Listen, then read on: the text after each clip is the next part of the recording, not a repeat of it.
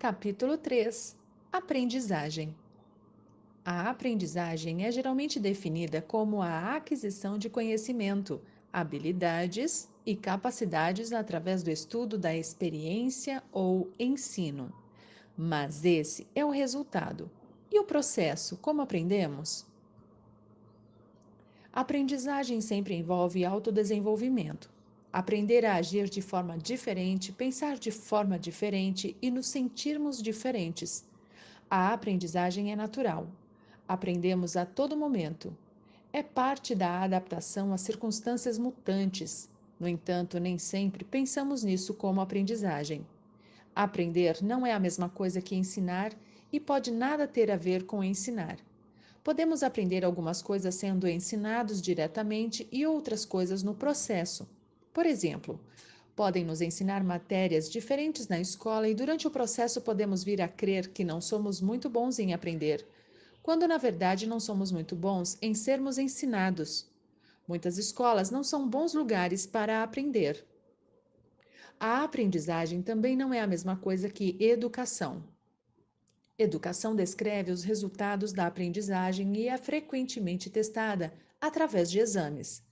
A origem da palavra advém do latim educere, significando extrair, tirar. Educação diz respeito a professores retirando os recursos e capacidade dos alunos em linha com a pressuposição da PNL de que todos já têm todos os recursos de que precisam ou podem adquiri-los. Essa pressuposição dá empowerment tanto ao professor quanto ao aluno. Bons professores criam bons alunos. Bons alunos criam bons professores. Não se pode ter um professor sem um aluno. O ensino não pode existir como atividade por si só. Não faz qualquer sentido dizer: ensinei a matéria, mas os alunos não a aprenderam. Isso é o equivalente educacional da piada de médicos. A cirurgia foi um sucesso, mas o paciente morreu. O professor também é um aprendiz, embora vá aprender algo diferente daquilo aprendido pela pessoa a qual estiver ensinando. Com demasiada frequência, a educação é vista como o professor despejando o conhecimento na vasilha vazia, o aluno. Isso não é educação, é injeção de conhecimento. Essa pressuposição deixa o professor literalmente esvaziado e o aluno se sentindo dependente e inchado de conhecimento. Exames podem criar bulimia educacional. Engula rapidamente antes e depois regurgite no momento certo para abrir espaço para o próximo porre. Níveis de aprendizagem. A aprendizagem tradicional pode ser dividida em 4 estágios principais: incompetência inconsciente. Você não sabe e não sabe que não sabe. Pense em alguma atividade que você faz bem agora, tal como ler, praticar algum esporte ou dirigir um automóvel. Houve um tempo em que você nada sabia a respeito, sequer tinha consciência disso. Incompetência consciente. Agora você treina a habilidade, mas não é muito bom nela. No momento, aprende rápido nesse estágio porque quanto menos você sabe, maior o espaço para melhoria. Você obtém resultados imediatos. Competência consciente. Neste estágio, você tem a habilidade, mas ainda não é consistente e habitual. Você precisa se concentrar. Essa é uma parte satisfatória do processo de aprendizagem, mas a melhoria é mais difícil. Quanto melhor você for, maior o esforço necessário para alcançar um ganho perceptível. Competência inconsciente. Agora, a sua habilidade é habitual e automática. Você não precisa pensar nela. Essa é a meta da aprendizagem, a de colocar o quanto for possível dessa habilidade nos reinos de competência inconsciente, de forma que sua mente consciente esteja livre para fazer outra coisa, como, por exemplo, conversar com os passageiros e ouvir música enquanto dirige um automóvel. Este é o caminho normal da aprendizagem. Acho que há mais um passo. Maestria.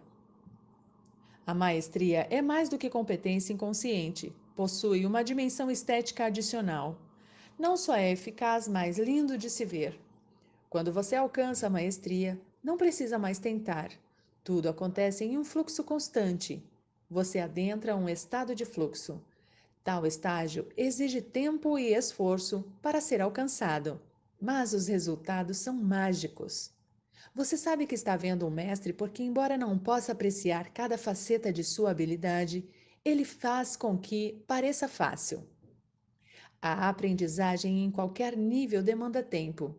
Leva cerca de 1000 horas para se alcançar competência consciente em qualquer habilidade que vale a pena. Leva cerca de 5000 horas para se chegar à competência inconsciente e são necessárias cerca de 25.000 horas para se chegar à maestria. Existem dois atalhos. O primeiro é um bom ensino. Um bom professor manterá seu nível de motivação elevado, dividirá o trabalho em partes gerenciáveis, lhe proporcionará uma série constante de pequenos sucessos, o manterá em um bom estado emocional e satisfará sua curiosidade intelectual sobre a matéria. Também será bom na matéria ele próprio e acelerará sua aprendizagem sendo um bom modelo. Não só lhe dará o conhecimento, mas também uma boa estratégia para assimilá-lo. O segundo atalho é a aprendizagem acelerada. Ela vai diretamente do primeiro estágio, incompetência inconsciente, para o quarto estágio, competência inconsciente, passando por cima dos estágios conscientes. A modelagem na PNL é um dos caminhos para a aprendizagem acelerada. A zona de aprendizagem. Quando você está aprendendo novas ideias ou comportamentos, cuidado com dois perigos. 1. Você está totalmente atolado e não sabe o que fazer em seguida. Poderá sentir ansiedade ou impotência. Você está na zona de ansiedade, onde a dificuldade percebida da tarefa parece maior do que os recursos de que dispõe. Pare, dê um passo mental para trás, respire fundo e pense naquilo que deseja fazer a seguir. De que recursos necessita? Mais informações? A quem perguntar? Um descanso completo? Uma cela acolchoada? 2. Tudo parece ser fácil demais e você pode fazê-lo com uma das mãos amarrada às costas. Você não está sendo suficientemente exigido. Pode se sentir entediado ou distante. Você está na zona do zangão. Os recursos de que dispõe parecem ser muito maiores do que a dificuldade da tarefa. Pare. Dê um passo mental para trás, respire fundo e então decida o que fazer. Talvez possa estabelecer resultados adicionais que exigirão mais de você. Talvez precise de um descanso ou talvez no final das contas sequer precise aprender essa habilidade.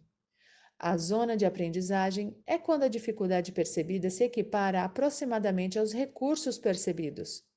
A zona de ansiedade é quando a dificuldade percebida é muito maior que os recursos percebidos. A zona do tédio ou do zangão é quando os recursos percebidos são muito maiores do que a dificuldade percebida. Dificuldade percebida, zona de ansiedade, zona de aprendizagem, zona do zangão, recursos percebidos. Quando você se sentir alerta e curioso, quando puder ficar na zona de aprendizagem e evitar a zona da ansiedade e a do zangão, então a aprendizagem será recompensadora e agradável. A coisa mais importante de ter consciência quando estiver aprendendo é do seu estado emocional. Aprendizagem simples e generativa. Aprendizagem simples. Há dois principais tipos de aprendizagem. O primeiro é a aprendizagem simples, às vezes denominada aprendizagem de loop simples. Aqui há uma lacuna entre aquilo que se sabe e aquilo que se deseja saber, e você empreende ação para fechar essa lacuna. Os resultados são feedback que leva a conhecimento ou habilidades aumentados. O feedback lhe permite saber se você está se aproximando de sua meta. Se suas ações o levarem para mais perto de sua meta, ou seja, de reduzir a lacuna, então você empreende mais delas. Se aumentarem a lacuna, você empreende menos delas. Pelo menos essa é a teoria. É espantosa a frequência com a qual supomos que é necessário fazer mais da mesma coisa. Resolver o problema é fechar a lacuna. A aprendizagem simples e a solução de problemas ocorrem dentro de um limite de suposições e crenças sobre o que é possível e necessário. Por exemplo, um homem pode sofrer de dores de cabeça frequentes e ir ao médico. Um médico prescreve analgésicos. O homem vai embora feliz e da próxima vez que tiver uma dor de cabeça, toma os analgésicos. Problema simples, solução simples. Um exemplo de negócios seria uma organização que deseja investir em uma fábrica mais moderna e rápida. Tenta uma série de possibilidades e decide pela mais eficaz em termos de custo. 6 meses depois, a fábrica está construída e funcionando a plena capacidade. Problema simples, solução simples. Aprendizagem simples. Decisão, ação, feedback, o resultado de sua ação, problema, uma diferença entre onde você está e onde deseja estar. Aprendizagem generativa. O outro tipo de aprendizagem é a aprendizagem generativa ou de loop duplo. A aprendizagem generativa traz nossas crenças e suposições sobre a questão ao loop de feedback. O feedback de nossas ações nos leva a questionar nossas suposições. Nos exemplos anteriores, o homem poderia perguntar por que está tendo frequentes dores de cabeça. Poderia descobrir que precisa mudar seu estilo de vida ou sua dieta. Também poderia pensar em assumir responsabilidade pela sua própria saúde, em vez de procurar o médico para resolver todos os seus problemas de saúde. A organização empresarial poderia perguntar se valeria a pena investir em novo equipamento para um produto que poderá estar ultrapassado dentro de um ano. Poderia perguntar se está no mercado certo e pensar em produtos alternativos, em vez de supor que pode continuar fazendo o que sempre fez. As perguntas básicas a serem feitas na aprendizagem de loop duplo são: quais as minhas suposições a esse respeito? De que outras maneiras eu poderia pensar nisso? Como minhas suposições podem estar contribuindo para o problema? Como essa situação tem persistido? Aprendizagem generativa. Decisão, ação, feedback, o resultado de sua ação. Problema, uma diferença entre onde você está e onde deseja estar. Decisão, ação, feedback, o resultado de sua ação. Crenças e suposições. Decisão. Níveis neurológicos. Outro modelo que também é útil ao se pensar em aprendizagem e mudança foi desenvolvido por Robert Dietz, com base no trabalho de Gregory Bateson. O modelo denomina-se níveis neurológicos e é útil sem ser consistente, ou exaustivo, ou mesmo lógico. Tem sido amplamente adotado no pensamento da PNL. Os níveis são como segue: 1. Ambiente. O onde e o quando. O ambiente é o lugar, o momento e as pessoas envolvidas. Você estabelece o limite do que incluir. Pode ter sucesso somente em circunstâncias específicas ou com pessoas em particular. Estar no lugar certo, no momento certo. 2. Comportamento. O que. Comportamento é o que fazemos. Em termos de PNL, inclui pensamentos além de ações. Às vezes, comportamento é difícil de mudar por estar estreitamente ligado a outros níveis. Você observa comportamento do lado de fora. 3. Capacidade. O como. Capacidade é habilidade, comportamento consistente, automático e habitual. Esse nível inclui tanto estratégias de pensamento quanto habilidades físicas. Capacidade em um nível organizacional se manifesta como processos e procedimentos empresariais. Capacidade somente é visível no comportamento resultante porque reside em você. 4. Crenças e valores. O porquê. Crenças são os princípios que guiam ações, não aquilo em que dizemos acreditar, mas aquilo sobre o qual agimos. Crenças dão significado ao que fazemos. Valores são porque fazemos o que fazemos. São o que é importante para nós: saúde, riqueza, felicidade e amor. Em um nível organizacional, empresas têm crenças de negócios com base nas quais agem e valores que detêm. São parte da cultura das organizações. Crenças e valores direcionam nossas vidas, agindo tanto como permissões quanto como proibições de nossas ações. 5. Identidade. O quem.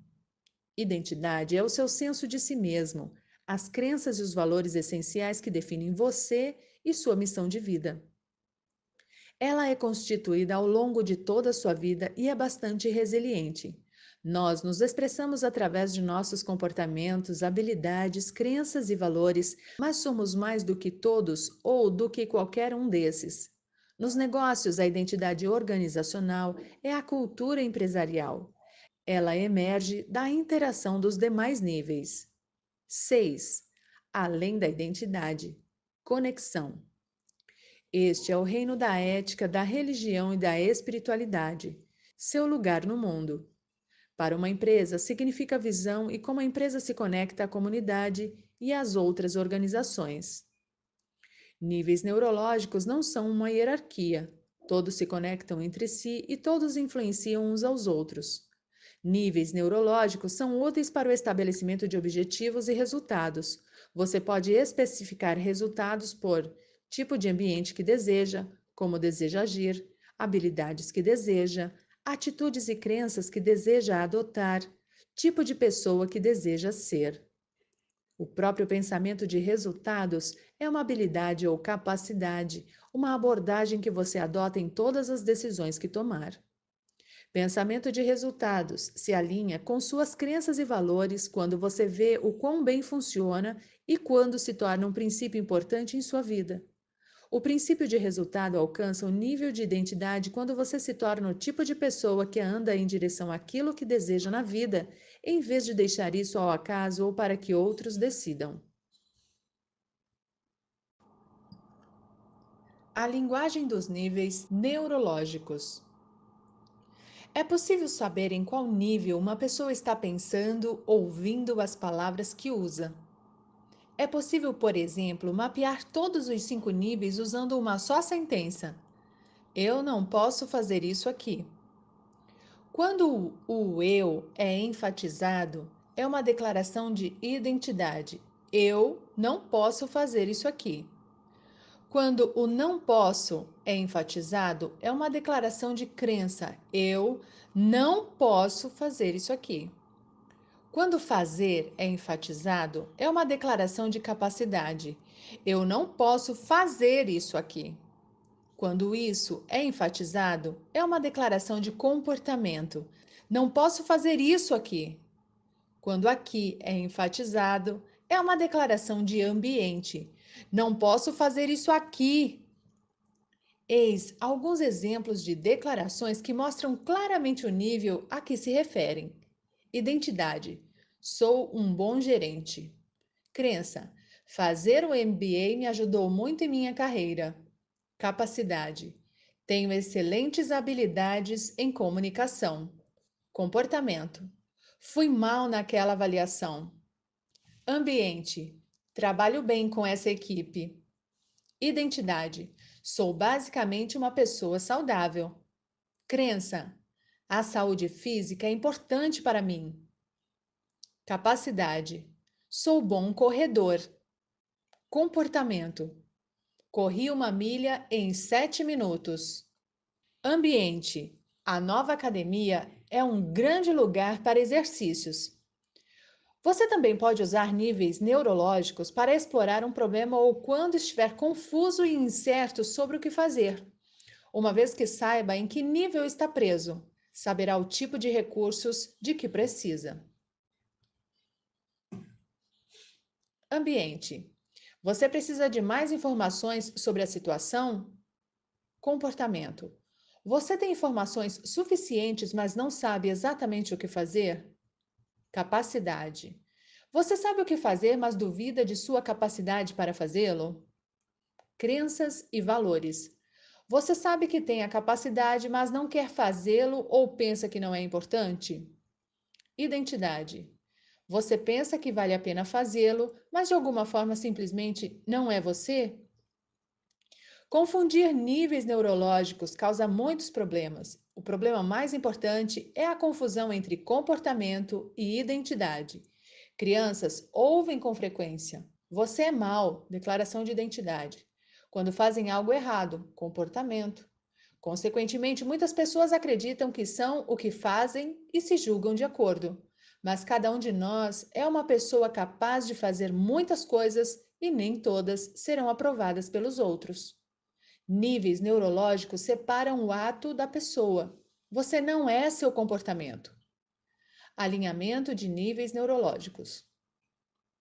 Este é um exercício poderoso para construir seus recursos e sua congruência utilizando os níveis neurológicos. É melhor realizado com um guia que possa orientá-lo através do processo. Você pode fazer isso mentalmente, porém, é mais poderoso se o fizer fisicamente. Comece ficando de pé em um lugar onde possa dar 5 passos para trás. Pense em uma situação difícil em que você gostaria de ter mais escolhas, em que suspeita que não está usando todos os seus recursos, em que você não seja totalmente você. Você pode também utilizar este exercício em uma situação na qual deseje certificar-se de que está utilizando todos os seus recursos. Comece pelo ambiente onde você tipicamente experimenta o problema, por exemplo, o lar ou o escritório. Descreva seu entorno. Onde está?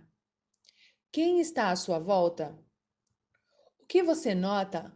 O que você nota especialmente sobre o ambiente? Dê um passo para trás. Agora você está no nível de comportamento. O que está fazendo? Pense em seus movimentos, ações e pensamentos. Como seu comportamento se encaixa no ambiente? Dê mais um passo para trás. Agora está no nível de capacidade. Pense em suas habilidades. Nessa situação, você está apenas expressando uma fração delas. Que habilidades você tem em sua vida? Quais as suas estratégias mentais? Qual é a qualidade de seu raciocínio? Que habilidades de comunicação e relacionais você tem? Pense em suas habilidades de rapport, resultados e pensamento criativo. Que qualidades tem que lhe servem bem? O que você faz bem em qualquer contexto? Dê mais um passo para trás. Reflita sobre suas crenças e valores. O que é importante para você? O que acha que vale a pena no que você faz? Que crenças potencializadoras você tem a seu próprio respeito? Que crenças potencializadoras você tem sobre os outros? Que princípios você toma como base de suas ações? Você não é o que faz, nem mesmo o que acredita. Dê mais um passo para trás e pense a respeito de sua personalidade e identidade singulares.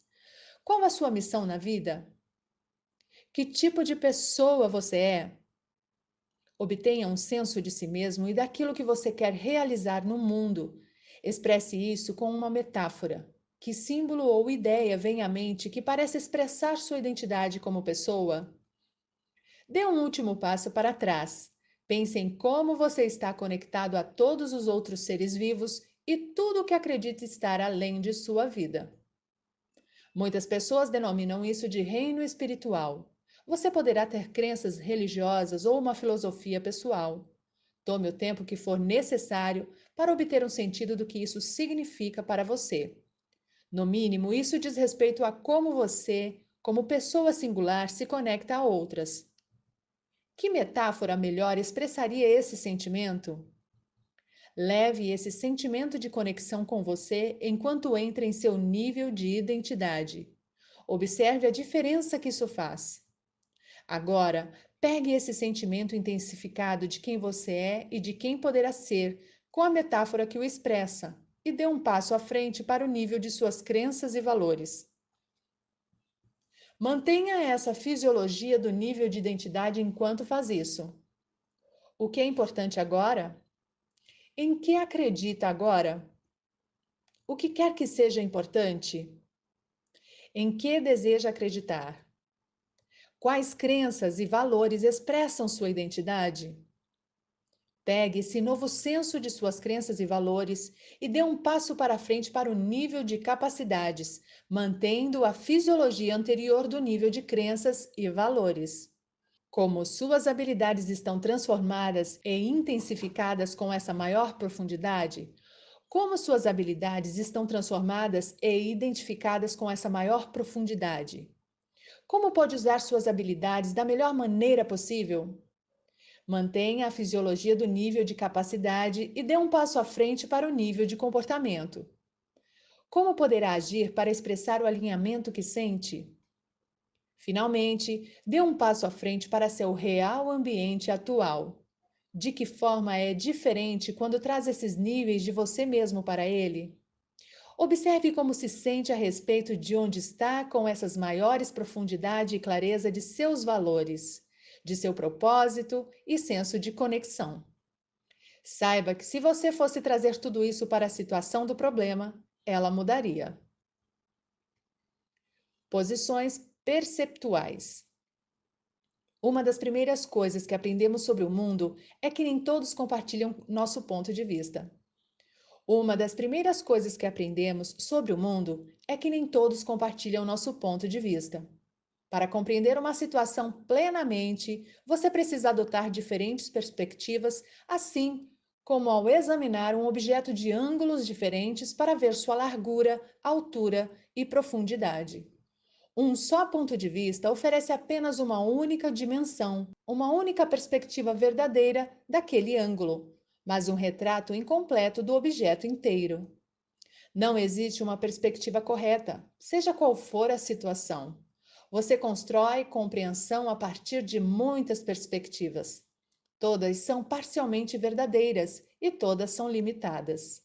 A PNL oferece três dessas perspectivas inicialmente propostas por John Grinder e Judith Deloisier e desenvolvidas a partir do trabalho de Gregory Bateson. A primeira posição é a sua própria realidade, sua própria visão de qualquer situação.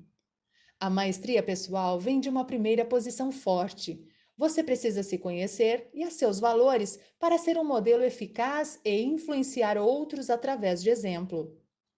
A segunda posição é dar o salto criativo de sua imaginação para compreender o mundo a partir da perspectiva de outra pessoa. Pensar da forma pela qual ela pensa. A segunda posição é a base da empatia e do rapport. Dá-nos a capacidade para apreciarmos os sentimentos de outros. Há dois tipos de segunda posição. Segunda posição emocional é compreender as emoções da outra pessoa, portanto, você não deseja feri-la porque pode imaginar a sua dor. Segunda posição intelectual é a capacidade de compreender como outra pessoa pensa, os tipos de ideias que tem e o tipo de opinião e resultados que detém. A terceira posição é um passo para fora de sua visão e da visão da outra pessoa para uma perspectiva distanciada. Ali você pode ver o relacionamento entre os dois pontos de vista. A terceira posição é importante quando você verifica a ecologia de seus resultados. É preciso esquecer por um momento que é o seu resultado e que você o quer, e olhar para ele de forma mais distanciada. Primeira posição, segunda posição, terceira posição. Todas as posições são úteis. Muitas pessoas são bastante adeptas de uma posição, mas não tão boas em adotar outra. A melhor compreensão vem de todas as três. Posições perceptuais são básicas para a PNL. Em qualquer situação, você precisa conhecer sua posição e compreender a de outras pessoas sem necessariamente concordar com elas. Então, é essencial poder dar um passo mental para fora e avaliar o relacionamento. A solução para um problema de relacionamento deve envolver as perspectivas de ambas as pessoas. A negociação é impossível sem que se compreendam os pontos de vista conflitantes. Quando se analisa um problema de negócios, veja as perspectivas dos diferentes interessados: clientes, gerente sênior, gerentes de nível médio, parceiros estratégicos, fornecedores e concorrentes. Exatamente quais as perspectivas que você adotará dependerão do problema que está considerando. Há dois principais padrões aplicáveis de posições perceptuais, um para relacionamentos, o meta-espelho, e um para reuniões de negócios, o padrão de reuniões eficazes. O meta-espelho. O meta-espelho é um processo desenvolvido por Robert Dilts para explorar um relacionamento com outra pessoa. Você pode fazer isso sem se mover, mas funciona melhor se você se mover fisicamente para um lugar diferente para cada uma das diferentes posições. Comece escolhendo o relacionamento que deseja explorar. Pense nele primeiramente a partir de seu ponto de vista, primeira posição. O que o torna difícil? O que está pensando e sentindo nesse relacionamento? Se você se sentir desafiado, de que nível neurológico esse desafio parece vir? É sobre seu ambiente, onde você trabalha, os amigos que você tem, suas roupas e etc. É sobre seu comportamento, aquilo que você faz? Você sente que suas habilidades e valores estão sendo desafiados? Você se sente assediado no nível de identidade? A outra pessoa está dizendo uma coisa, mas transmitindo outra em sua linguagem corporal? Agora deixe o seu ponto de vista e prepare-se para examinar a situação de um ponto de vista muito diferente. Imagine-a a partir do ponto de vista da outra pessoa, segunda posição. Como a outra pessoa se sente? Como você se vê no relacionamento? Como reage? Com qual nível neurológico você se preocupa? A outra pessoa, você, nesse relacionamento, parece ser congruente? Quando tiver explorado isso, descarte essa segunda posição e volte a si mesmo no momento presente. Dê outro passo para a terceira posição. Considere ambos os lados do relacionamento de forma isenta. Que tipo de relacionamento é? O que você pensa de si mesmo? Primeira posição no relacionamento. Uma vez que tenha obtido algumas intuições da terceira posição, volte a si mesmo no momento presente. Agora, adote mais uma posição de fora, uma quarta posição. Desse ponto de vista, pense a respeito de como sua terceira posição se relaciona com sua primeira posição. Por exemplo, na terceira posição, você estava irritado consigo mesmo? Resignado com a situação? Desejava que sua primeira posição se afirmasse mais? Sentia que sua primeira posição deveria ser menos afirmativa? Seja claro quanto a como sua terceira posição se relaciona a você na primeira posição. Uma vez que esteja claro, volte para você no aqui e agora. Agora inverta suas reações de primeira e terceira posições. Por exemplo, na primeira posição, poderá se sentir sobrepujado pela outra pessoa. Na terceira posição, poderá estar zangado com o você que está sobrepujado. Inverta a reação e adote a raiva na primeira posição. Na primeira posição, fique com raiva da outra pessoa. Como é isso? O que mudou? Como esse sentimento poderia ser um reverso aqui? Agora visite a segunda posição. De que forma o relacionamento é diferente quando o você da primeira posição possui esse novo recurso? Termine na primeira posição no aqui e agora. O meta-espelho. O meta-espelho funciona porque espelhamos nossos relacionamentos externos por dentro. Nossa resposta a nossas próprias ações é frequentemente exatamente o recurso de que necessitamos no mundo exterior. O padrão de reuniões eficazes. Esse padrão utiliza posições perceptuais para preparar uma boa reunião. Pode transformar reuniões difíceis em reuniões produtivas e fazer com que boas reuniões sejam ainda melhores. Escolha uma reunião iminente na qual você deseja maior compreensão. Não precisa ser uma que envolva conflito potencial ou antagonismo. Posicione duas cadeiras para representar os lugares onde você e a outra pessoa estarão sentados. Sente-se em uma cadeira. Essa é sua primeira posição. A partir desse ponto de vista, pergunte a você mesmo: qual o resultado desejado para essa reunião? Poderá haver uma meta principal e algumas subsidiárias. Ocasionalmente, essas poderão estar em conflito ou ser mutuamente exclusivas, como quero discutir o assunto plenamente e sair rapidamente. Como saberá se alcançou essas metas? Em que estaria prestando atenção? Qual a atitude que pretende adotar para essa reunião? Como estruturará a reunião?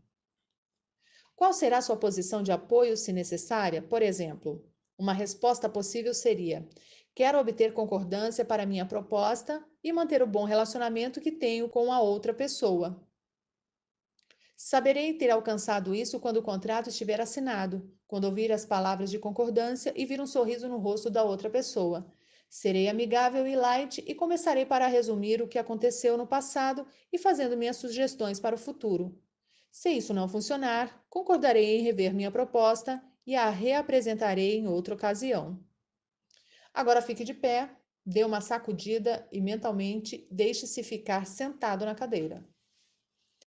Sente-se na outra cadeira e pense em si mesmo como sendo a outra pessoa.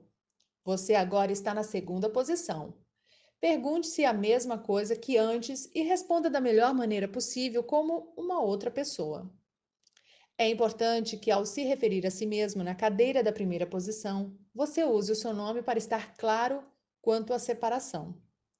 Quando tiver respondido as mesmas perguntas da segunda posição, fique de pé. Sacuda-se para descartar a outra pessoa e passe para uma terceira posição a poucos metros de distância. Agora, olhando para as duas cadeiras, pense no que provavelmente acontecerá entre as duas pessoas imaginárias que estão sentadas ali. Mantenha seu ponto de vista objetivo.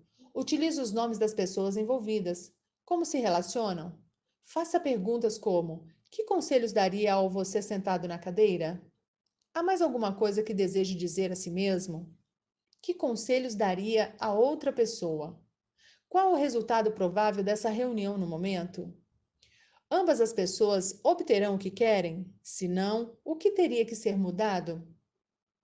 Agora se livre da terceira posição e volte para a primeira. À luz das informações coletadas das segunda e terceira posições, reveja as perguntas originais. Faça quaisquer mudanças necessárias para seu resultado ou para o estilo que irá adotar. Você pode verificar essas mudanças voltando à segunda e terceira posições novamente. Plano de ação: 1. Pense em sua experiência no exercício da reunião. Qual das três posições foi a mais fácil de ser adotada? Se tiver preferência por uma posição, faça uma lista dos benefícios daquela posição. Então, faça uma lista das desvantagens. Por exemplo, se tiver uma primeira posição forte, você sabe o que quer, mas pode ser considerado prepotente. Uma segunda posição forte lhe dará grande empatia, mas pode levá-lo a negligenciar seus próprios interesses. Uma terceira posição forte lhe dá objetividade, mas você se arrisca a parecer distanciado. Então faça uma lista dos benefícios que obteria ao desenvolver as outras duas posições. Desenvolva as posições mais fracas. Certifique-se de adotá-las sempre que tiver uma decisão a tomar. 2. O que você associa à palavra aprendizagem? Que tipo de sensação lhe dá? Qual a sua experiência de aprendizagem na escola? O que aprendeu de sua experiência de vida? 3. Quem foram seus melhores professores? O que os destacava? 4. Da próxima vez que um amigo lhe contar um problema, ouça além das palavras nos níveis neurológicos. De qual nível o problema parece estar vindo? 5. Assista ao filme High Fidelity em vídeo, mesmo que já o tenha visto. Grande parte do filme é narrada da primeira posição. Como pensa que o personagem de John Cusack parece do ponto de vista de suas namoradas? 6. Olhe para a ilustração abaixo. Em que direção a escada vai? Você pode fazer com que invertam sua direção, olhando para a ilustração de modo diferente? Se estivesse subindo a escada, em qual ponto preto você chegaria primeiro? No da parte horizontal do degrau ou no da parte vertical?